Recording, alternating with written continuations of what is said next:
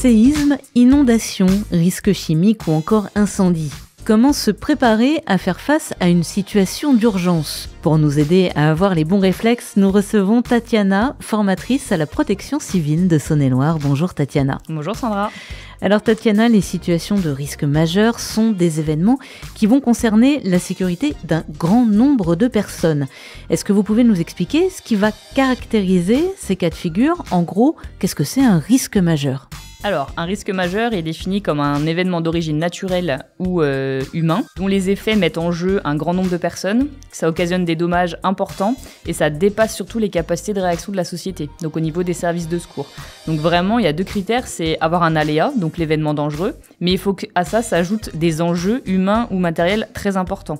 Si c'est juste un aléa, en fait, des événements dangereux, il y en a tout le temps. Donc c'est vraiment les deux cumulés qui montrent que c'est un risque majeur. Même si de nombreuses décisions politiques sont prises en amont pour réduire ces risques, cela ne peut évidemment pas empêcher certaines situations exceptionnelles. Pour bien s'y préparer, il est conseillé d'avoir à portée de main chez soi ce qu'on appelle un kit d'urgence qui peut être utile non seulement en cas d'évacuation, mais aussi si on est coincé en attendant les secours.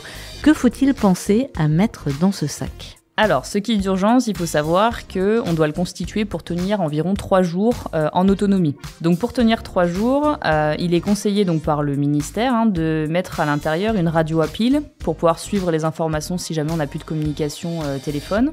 Avoir les médicaments si on est soumis à une ordonnance, à un traitement particulier et les avoir en double dans le sac. Une trousse de secours, avec de quoi se débrouiller si jamais il nous arrive quoi que ce soit. Des petits outils de base comme couteau multifonction, ouvre-boîte, etc. parce qu'on va mettre aussi de la nourriture non périssable, donc souvent en boîte ou en tout cas les dates de péremption sont très très loin. Des vêtements chauds, lampe de poche ou éventuellement bougie ou allumette pour pouvoir allumer un petit peu de lumière. Le chargeur de téléphone.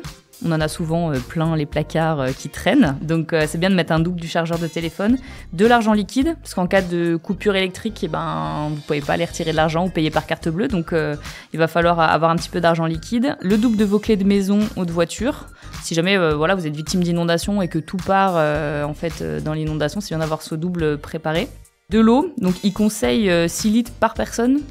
Des jeux de société ou des petits jeux de cartes, mais vraiment des choses qui tiennent dans un sac pour pouvoir s'occuper le temps du risque majeur. Et lunettes de vue en double si jamais on est porteur de lunettes et photocopie de vos documents d'identité. Alors vous venez de nous parler de 6 litres d'eau par personne, j'allais poser cette question, faut-il un sac pour toute la famille ou un sac par personne?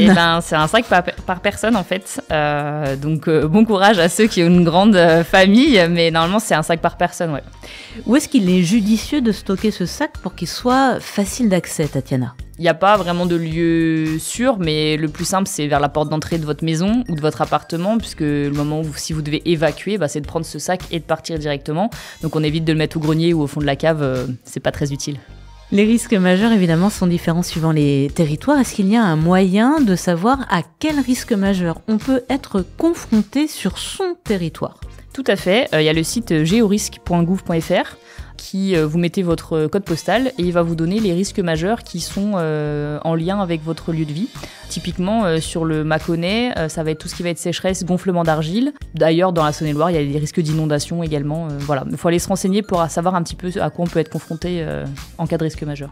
Chaque territoire met en place des plans en cas de catastrophe. En général, comment on est prévenu ? Alors, plusieurs moyens d'être prévenu, soit par les médias officiels, télé, radio, les réseaux sociaux du gouvernement. On peut être averti par le système national d'alerte, donc c'est une sirène qui retentit pendant 1 minute 41 espacée de 5 secondes et plusieurs fois. Et on a aussi le système de FR Alert, donc c'est le fameux SMS qu'on reçoit avec une sonnerie très particulière pour avertir que justement dans l'endroit où on se situe avec la géolocalisation, on est sujet à un risque majeur.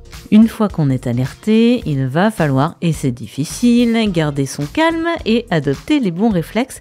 Quelle est l'attitude à avoir ? Première chose, vous l'avez dit vous-même Sandra, c'est de rester calme.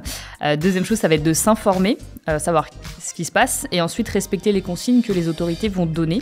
Autre chose à faire, c'est laisser les enfants à l'école. Si c'est un cas de période scolaire, les protocoles internes des établissements permettent de mettre en sécurité les enfants. Donc il va falloir éviter d'aller les chercher. Et ensuite, éviter de saturer les lignes téléphoniques. Donc on s'informe, mais on n'a pas besoin d'envoyer des SMS à toute sa famille ou d'appeler tout le monde pour ne pas surcharger les lignes de secours. Dans quel cas peut-on prendre la décision, seul, d'évacuer son domicile ? Je dirais que vous respectez les consignes des autorités. Donc s'il n'y a pas de consigne d'évacuation, il faut se renseigner et justement éviter d'avoir des comportements qui pourraient soit se mettre en danger ou mettre en difficulté les services de secours derrière. Dans certaines situations, il faut penser à sécuriser son logement, par exemple en coupant le gaz. Oui, alors après ça dépendra de l'urgence et du risque majeur dans lequel la victime, les personnes vont être sinistrées, mais oui, ça peut être couper le gaz, l'électricité éventuellement, mais après on s'attarde pas. Selon les consignes des autorités, s'il faut évacuer, on prend son kit d'urgence et on s'en va. Si on demande de rester confiné chez soi, on reste confiné et on applique les consignes des autorités. Dans tous les cas, on aura des consignes à appliquer. Et quelles sont les situations, par exemple, qui peuvent nécessiter un confinement ? Le cas d'un attentat, par exemple, ça peut être le cas d'un nuage toxique, ce genre de choses, où là, effectivement, il va falloir rester confiné et appliquer les consignes des autorités, encore une fois. Voilà, calfeutrer ses fenêtres, par exemple. Exactement. Faut vraiment être attentif aux consignes. Exactement. Parfois, on peut être amené, dans certaines situations, à faire face à un voisin ou une voisine en danger. Faut-il agir ou laisser les secours arriver ? En d'autres termes, Tatiana, peut-on être accusé de non-assistance à personne en danger ? Avant même de parler d'être accusé de quoi que ce soit, l'idée c'est quand même de porter assistance à une personne qui est en danger, tout en ayant à l'esprit qu'il ne faut pas se mettre en danger soi-même. Donc dans tous les cas, c'est d'alerter les secours et d'évoquer qu'un voisin ou une voisine est bloqué ou a besoin d'être mis en sécurité. Si on peut aller l'aider, on va l'aider. Mais voilà, ça dépendra de la situation. Il y a tellement de paramètres différents qu'il n'y a pas de réponse juste en fait. Et on ne prend pas de risque. Et on ne prend pas de risque. Inconsidéré. Quand la situation de risque majeur est terminée, Tatiana, cela ne veut pas dire que tout danger soit écarté. Pouvez-vous nous expliquer pourquoi ? Encore une fois, ça dépendra de la situation. Dans tous les cas, il va falloir appliquer les consignes. Les autorités donneront aussi des consignes de fin de risque majeur, en tout cas, ou de prise en charge. Ça ne veut pas dire qu'il y ait d'autres dangers, il y en a tout le temps. Appliquez les consignes, informez-vous via les médias, les réseaux sociaux, la radio. Vous aurez toutes les informations pour justement réagir et savoir quoi faire. Quand on vit une situation d'urgence, cela peut être traumatique. Comment se faire aider psychiquement après un tel événement ? Alors, plusieurs possibilités. Vous pouvez très bien vous rendre à l'hôpital et demander une prise en charge. Souvent, il y a une cellule d'urgence médico-psychologique qui s'appelle la CUMP, qui est mise en place quand il y a des attentats, des risques majeurs, en tout cas des gros événements. Et ça, c'est mis en place par l'Agence régionale de santé et qui permet du coup d'avoir un suivi un peu psychologique à ce niveau-là. Et si vraiment ça perdure dans le temps, aller voir un thérapeute pour justement gérer cette partie psychologique. Merci beaucoup, Tatiana, et on se retrouve très vite pour d'autres conseils premiers secours et prévention avec la protection civile de Saône-et-Loire. Merci Sandra.